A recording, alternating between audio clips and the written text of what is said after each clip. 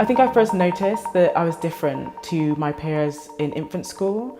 So I went to an all-white school. I was the only black child in my school, and it was Christmas time and there was a nativity playing, and there was a mixed race guy called Ben, and they came to me and him and said, do you want to be Mary and Joseph? So we basically went to do the play, but they gave us a white baby Jesus. And I remember saying, oh, can I have a black baby? And they're like, no. And I was just like, oh, okay. So I remember going to school one day in between having my hair sort of in cane rows, and my hair was in a bubble, in a bun on the top, just like my natural hair. And I went to school and I remember everybody in my class just laughed at me and pointed at me. At the time I didn't tell the teachers. I just remember being really upset that I'd been picked on the whole day because my hair looked like a sponge. And obviously it didn't look like a sponge, it just looked like an afro. But it was kind of it was a thing of ridicule. And I think the difference would be that obviously all kids, get picked on for something. But I think if you're the only black girl in the school and someone's picking on you saying your hair looks like this, it kind of manifests itself over time. I think in terms of experiencing daily racism, I think stereotyping is the biggest challenge that I'd say I'd face. So I think when you're a black woman, everyone's heard of the stereotype, angry black woman. And that kind of follows you around. I feel like I have to kind of overcompensate in certain scenarios just to make sure people don't label me as aggressive. It's very difficult to explain it because unless they experienced it or they see it, it's almost like, well, you're making things up in your head, or, well, why are you making assumptions? Well, how do you know? And it's kind of like, okay, I mean, I can argue with you about it, but you're not going to believe me, and that's fine. But I know.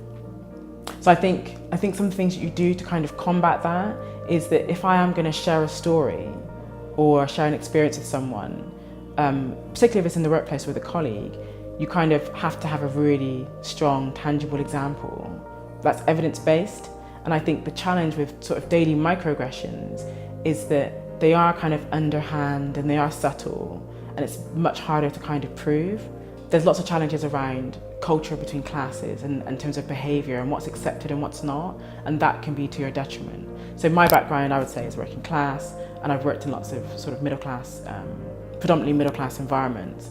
And what I've realised is I had to learn the language of my peers, and I don't mean I didn't speak English. I'm born in England, speak English, but there's this culture around beating around the bush or just not getting to the point. Earlier in my career, I got into quite a lot of trouble, I'd say, because I didn't understand that type of language and that type of indirect ask was actually a direct ask.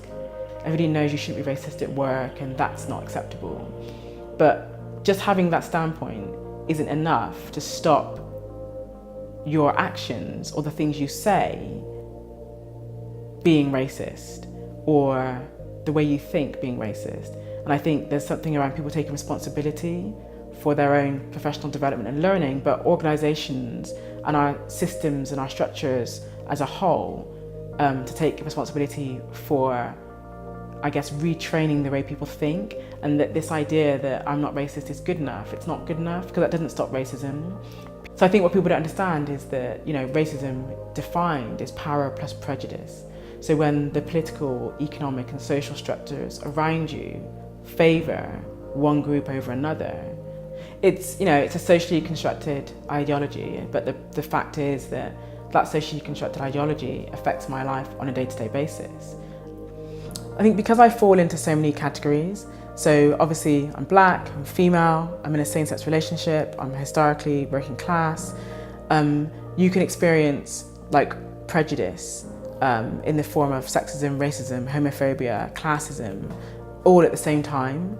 And when that happens, it's kind of like, whoa. And it's really hard to, again, explain to people what that means. And so if I sit in a meeting and someone's talking about involving more women in our work, I'm like, well, let's look at involving more women and more BME women in our work. Because for me, the two come hand in hand. My name's Mena, and I'm an angry black woman.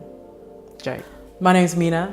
I am a black feminist, I'm a maverick, and I'm supercalifragilisticexpialidocious.